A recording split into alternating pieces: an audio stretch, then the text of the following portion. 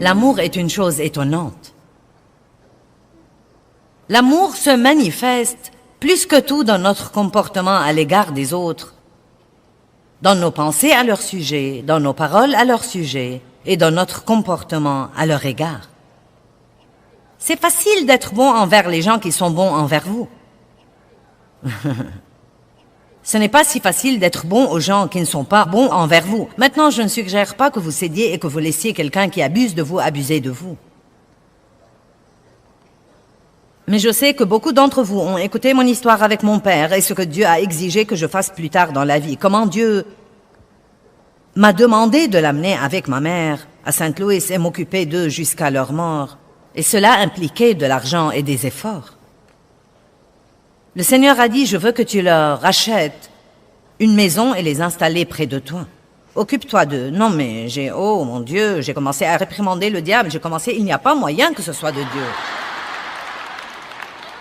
Parce que mon père avait abusé sexuellement de moi pendant tant d'années et ma mère, dans son innocence, elle craignait, donc elle n'a rien fait. Et donc ma mère, elle savait, mais elle a laissé ça arriver. Et donc je n'avais pas de très bons sentiments d'affection envers ni l'un ni l'autre. Maintenant, je leur avais officiellement pardonné.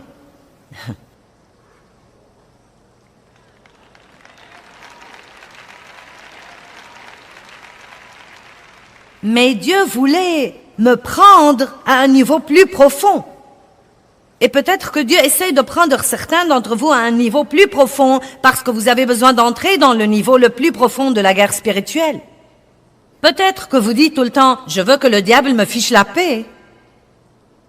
Et que Dieu vous a envoyé ici pour apprendre à faire ça.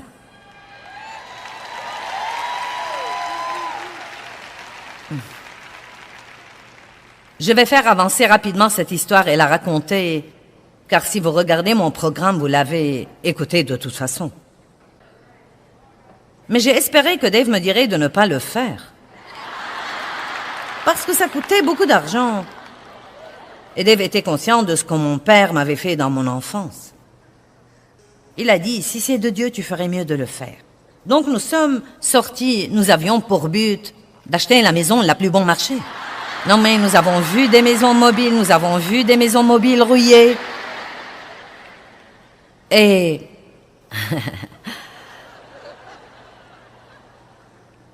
Mais Dieu n'a pas accepté. Nous avons dû leur acheter la petite maison la plus mignonne. Et c'était précisément à 8 minutes de notre maison. Et ensuite, ils devaient avoir une voiture. Et ensuite, ils devaient avoir des meubles. Et on devait leur acheter leur épicerie toutes les semaines. Et on devait aider à nettoyer. Et on devait les prendre à leur rendez-vous chez le médecin. Et il n'y avait rien en moi qui voulait s'embarquer dans tout ça parce que je suis une femme occupée qui court le monde et enseigne l'amour aux gens.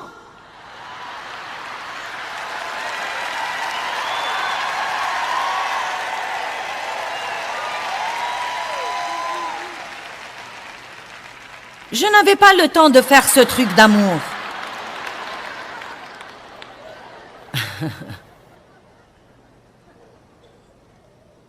Oh mon Dieu! Je crois que nous sommes instruits bien au-delà de notre niveau d'obéissance parfois. Donc, ça a pris un peu de temps, mais mon attitude est devenue bonne. Et j'avais un peu l'impression que je faisais quelque chose de bien plus puissant que je ne m'en rendais compte. Vous devez comprendre que ce n'est pas parce que vous n'aimez pas ça qu'il n'y a pas quelque chose d'absolument étonnant qui a lieu dans l'esprit. Il y avait quelque chose d'étonnant qui avait lieu dans l'esprit. Il y avait en fait une libération qui avait lieu dans l'âme de mon père. Il ne s'était jamais repenti de ce qu'il m'avait fait. Il n'avait jamais dit qu'il était désolé. Il n'y avait jamais fait face. Il n'était pas sauvé. Après 3 ans de m'occuper de lui, ma mère a appelé et a dit « Ton père pleure depuis 3 semaines. Il a demandé si tu pouvais passer. » Je suis passée, il pleurait. Dave était avec moi. Il a dit « J'ai besoin de te dire que je suis si désolée de ce que je t'ai fait quand tu étais petite. » Il a dit, ça fait 3 ans que je veux te dire quelque chose, depuis l'époque où nous avons acheté la maison. Il a dit, ça fait 3 ans que je veux te dire quelque chose, mais je n'avais pas le courage. Il a regardé Dave et a dit, Dave, je suis si désolé, je sais que tu es au courant de ça. La plupart des hommes m'auraient tué, mais tu n'as fait que me montrer de l'amour.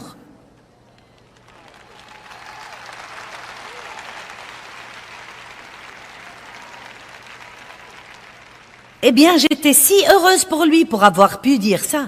Il avait besoin de le dire plus que je n'avais besoin de l'entendre. J'ai dit, papa, veux-tu donner ta vie à Christ maintenant et être sauvé? Il a dit, oui, certainement que oui, oui. Et donc, il a reçu Christ. Il nous a demandé de le baptiser. Nous l'avons baptisé et je me suis rendu compte plus tard que je croyais que j'achetais une maison, mais j'achetais une âme. Et je ne l'ai pas acheté par l'argent, je l'ai acheté par l'amour. L'argent était un à côté. Le motif était l'amour. Et vous savez quoi? Dieu a acheté des âmes par l'amour aussi. Il vous a acheté, il m'a acheté. La Bible dit que nous ne nous appartenons pas, nous avons été achetés à un grand prix. Allez. Et il y a des âmes tout autour de vous que certains d'entre vous pourraient acheter au travail, dans votre voisinage, simplement en faisant le sacrifice de marcher dans l'amour avec elles, en les encourageant, en leur faisant un compliment, en priant pour elles, en les aidant si elles ont un besoin physique, en faisant de petites choses pour elles. Ne croyez pas que votre autocollant et la croix autour de votre cou impressionnent les gens dans votre voisinage. Sortez et commencez à les aimer.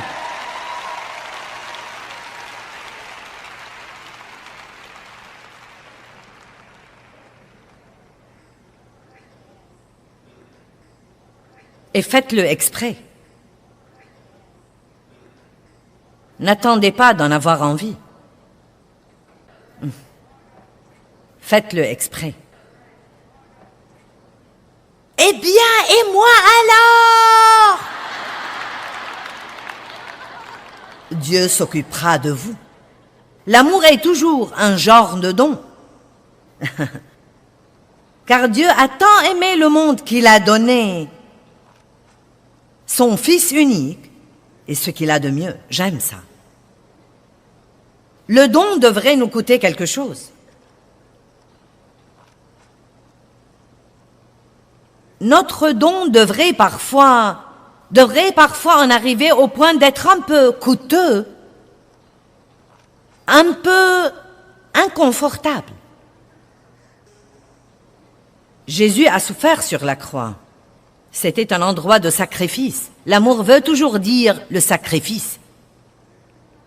Le saviez-vous? Le véritable amour vous coûtera quelque chose. C'est pourquoi les gens ne le pratiquent pas. C'est facile d'en parler. Mais le pratiquer exige un sacrifice. Ça prend du temps. Il faudra vous humilier bien des fois, surtout quand vous entrez dans le domaine de faire quelque chose pour quelqu'un que vous n'aimez pas. Il faut faire un effort pour aimer les gens. Vous tous qui avez apporté les articles que nous vous avons demandé d'apporter pour les pauvres ici à Detroit, vous avez fait un travail si phénoménal. Non mais vraiment phénoménal. Je suis stupéfiée entre vous et les églises qui ont participé. Cela devrait dire des choses majeures à la ville. Non mais nous avons des pièces remplies de trucs. Ça a demandé un effort, ça a pris du temps et ça a pris un peu de votre argent. Mais je peux vous garantir que vous êtes aussi un peu plus heureux au tréfonds de vos cœurs que vous ne l'auriez été si vous aviez pensé « je n'ai pas le temps pour ça ». Un autre peut le faire. C'est ce que nous pensons beaucoup de fois. Cela vous coûte. Vous savez, il y a une époque, et je veux que nous regardions ça dans 2 Samuel,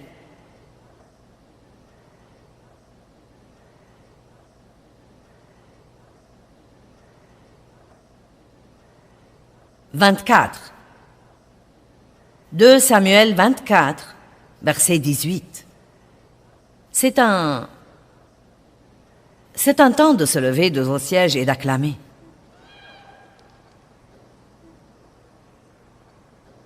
« 2 Samuel 24, 18.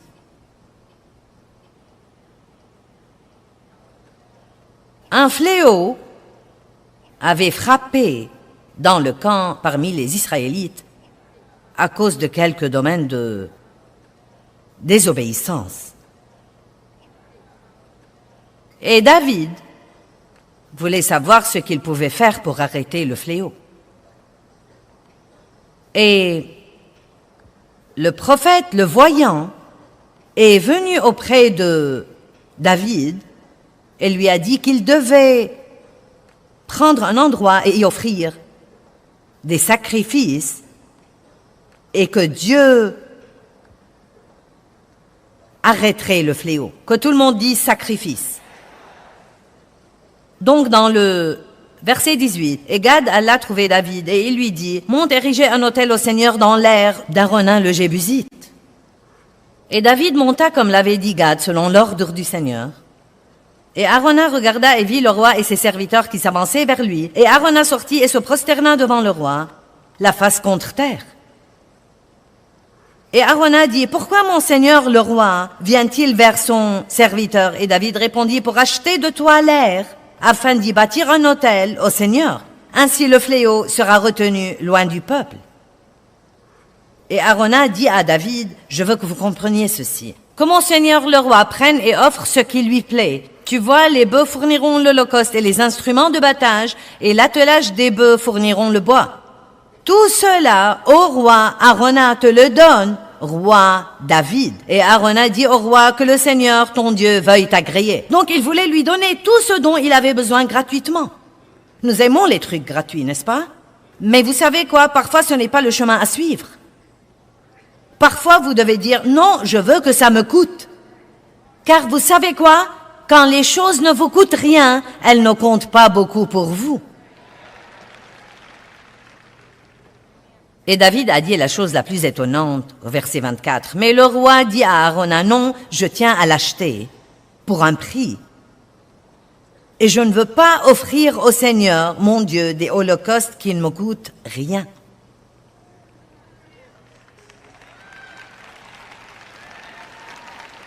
Donc l'amour est un sacrifice.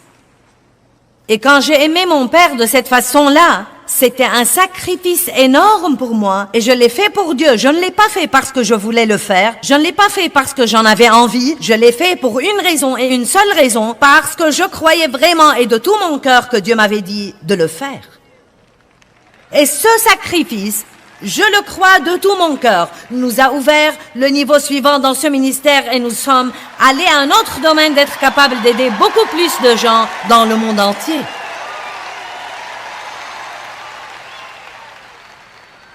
Le sacrifice apporte toujours une récompense. S'il est fait avec un cœur pur, il apporte toujours une récompense. Et ensuite, un professeur m'a dit quelque chose de très intéressant sur ce verset, il y a 2 ou 3 jours. Il a dit, tu sais, géographiquement, cette aire de battage était au même endroit où était le mont Moria, où Abraham a offert son fils Isaac. C'était géographiquement au même endroit où était la Golgotha, où Jésus a été sacrifié sur la croix. C'était au même endroit où le temple de Salomon a été bâti et où Christ reviendra quand il viendra pour la 2e fois. Est-ce que vous comprenez ça? Le lieu du sacrifice est toujours le lieu de la gloire.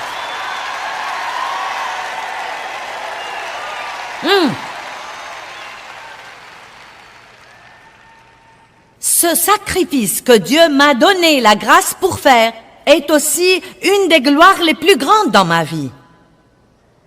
C'est une de mes percées les plus grandes.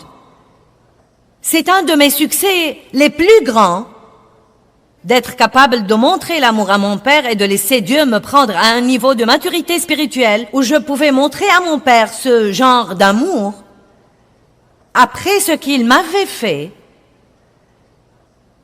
Et c'est pour moi une gloire plus grande que d'avoir ce ministère mondial.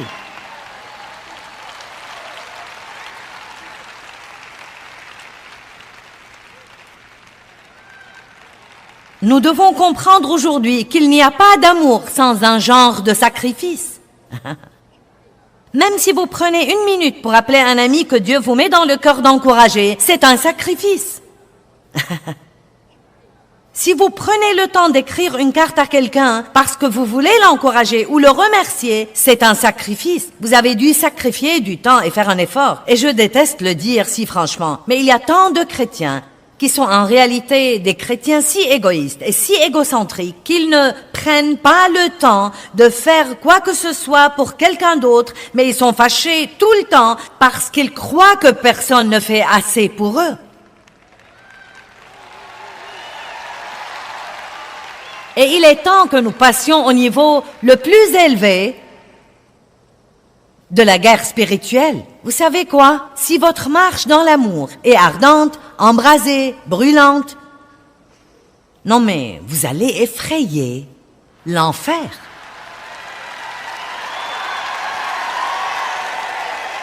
Et pas seulement ça, écoutez-moi, c'est tellement amusant. Non mais je suis sérieuse, j'aime vraiment donner, car maintenant je vois spirituellement ce que c'est. Je ne le comprenais pas vraiment pendant longtemps, mais c'est le secret spirituel le plus grand dans la parole de Dieu. Nous surmontons le mal par le bien.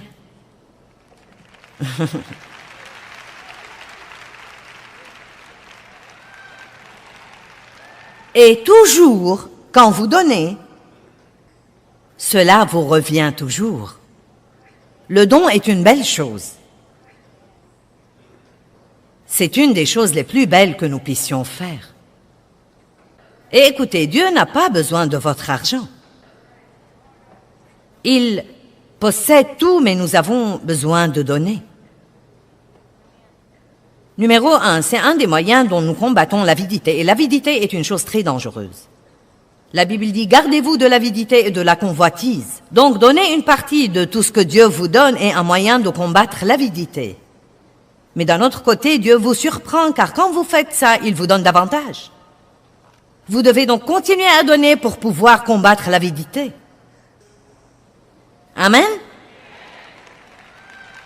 J'aime donner. J'aime mettre des sourires sur les visages. Vous n'aimez pas faire quelque chose de gentil pour quelqu'un et le voir sourire? Faire des choses pour les gens. Être gentil avec les gens, être patient avec les gens. Et l'ingrédient le plus important dans l'amour. Regardons Romains 5, 17. Car si par la faute, défaillance et offense, d'un seul la mort a régné par lui seul, à plus forte raison ceux qui reçoivent l'abondance de la grâce imméritée de Dieu et du don de la justice, qu'il aimait dans une condition juste devant lui, régneront-ils comme des rois dans la vie par un seul homme, Jésus-Christ le Messie, loin. Dieu veut que vous régniez dans la vie comme un roi. Il vous a donné la puissance et il vous a donné l'autorité. Les rois ont non seulement la puissance, mais encore l'autorité. Le diable a la puissance, mais vous avez la puissance et l'autorité. Parce que Dieu l'a désarmé sur la croix. Dieu vous a donné son autorité. Maintenant, un roi, un bon roi qui règne sur un pays, ou un bon président d'une nation, ou une bonne reine d'une nation, sont censés être bons envers leur peuple. C'est en fait leur travail, veiller à s'occuper de leur peuple. Cela ne veut pas dire qu'ils volent au peuple tout ce qu'il a par la taxation, jusqu'à ce qu'il ne lui reste rien, et qu'ils fassent ce qu'ils veulent. Maintenant, un ancien roi en Russie et un ancien roi en France ont expérimenté la révolution. le peuple s'est finalement carrément retourné contre eux parce qu'il était si affamé et il était si misérable et si pauvre et le roi vivait si grassement que le peuple s'est révolté contre lui. Nous sommes des rois, des reines et des prêtres pour notre Dieu. Et notre travail, comme prêtre pour Dieu et roi dans le royaume de Dieu, est de s'occuper du peuple de Dieu. S'ils ont faim, leur donner à manger. S'ils ont froid, les couvrir. S'ils n'ont rien à se mettre, les habiller. S'ils sont découragés, faire tout pour les encourager. S'ils ont besoin d'aide, faire tout pour les aider. S'ils ne peuvent pas payer leur loyer, les aider à le faire. Allez!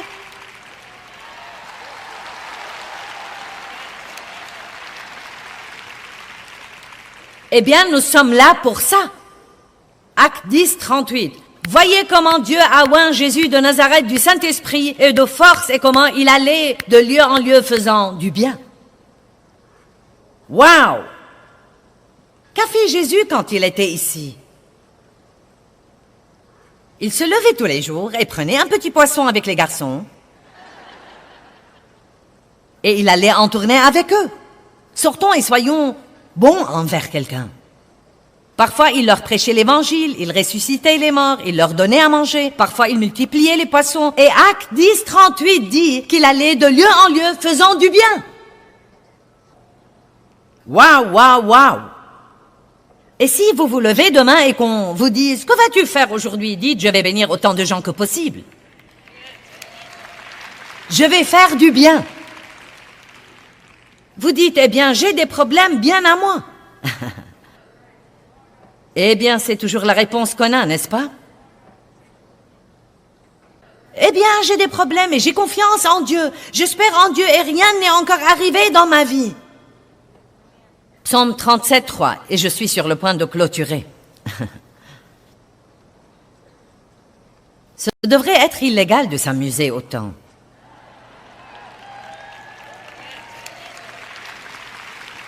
Êtes-vous prêts? Ayez confiance. Appuyez-vous, comptez et soyez confiants dans le Seigneur et...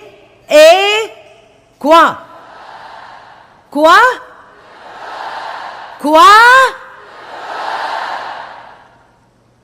Il y a le double paquet qui assomme le diable chaque fois. Faire confiance à Dieu, faire le bien. Faire confiance à Dieu, faire le bien. Vous avez un problème? Faites confiance à Dieu. Pendant que vous attendez sa délivrance, faites le bien. Eh bien, je crois qu'apprendre à aimer comme Dieu nous aime est notre arme secrète la plus grande. Et c'est la forme la plus élevée de la guerre spirituelle. Et je crois que c'est surtout puissant quand nous choisissons d'aimer les gens qui nous ont blessés.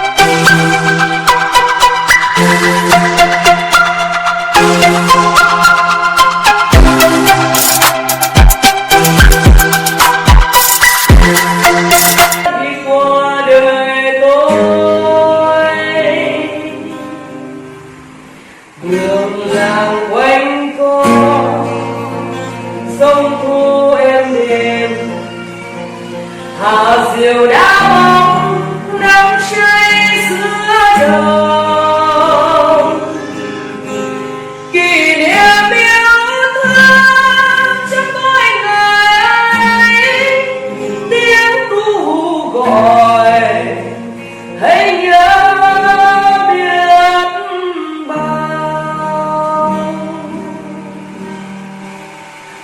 tôi xa quên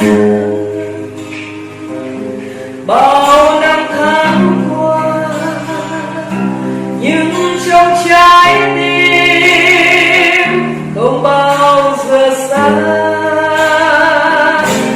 lời mẹ ru con hiu hiu trẻ mùa lụt nước